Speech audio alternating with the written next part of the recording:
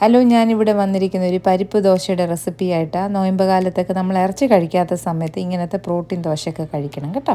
അപ്പോഴേ ഞാൻ അതിനെടുത്തിരിക്കുന്ന 1.5 കപ്പിൻ്റെ പരിപ്പാണ്, 1/2 കപ്പിൻ്റെ ഉഴുന്നും 1 കപ്പിൻ്റെ മൈസൂർ ദാലിൻ്റെ തൊലിയെടുക്കാത്ത പരിപ്പും 1/2 ഗ്ലാസ് ഇഡ്ഡലി അരിയും നല്ലപോലെ 5-6 മണിക്കൂർ കുതിർത്ത് വെച്ചു.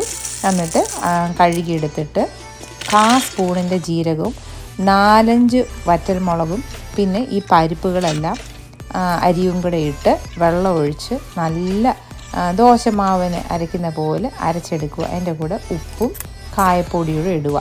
ഇൻ കേസ് നമ്മൾ അരയ്ക്കുമ്പം എരിവും എല്ലാം കൂടിപ്പോയാൽ 1 സ്പൂണിൻ്റെ തൈര് ഒഴിച്ച് നമ്മൾ നല്ലതായിട്ട് ഇളക്കിയിട്ട് ഇൻസ്റ്റൻറ്റ് ദോശ ഉണ്ടാക്കാൻ നല്ല എണ്ണയോ നെയ്യോ ഒക്കെ ഒഴിച്ച് നല്ല മൊരിഞ്ഞ ദോശ തേങ്ങാ ചമ്മന്തിയുടെ കൂടെയൊക്കെ കഴിക്കാൻ ഏറ്റവും നല്ലതാണ്. അങ്ങനെ നിങ്ങളും ഉണ്ടാക്കി നോക്കണം കേട്ടോ. ബൈ.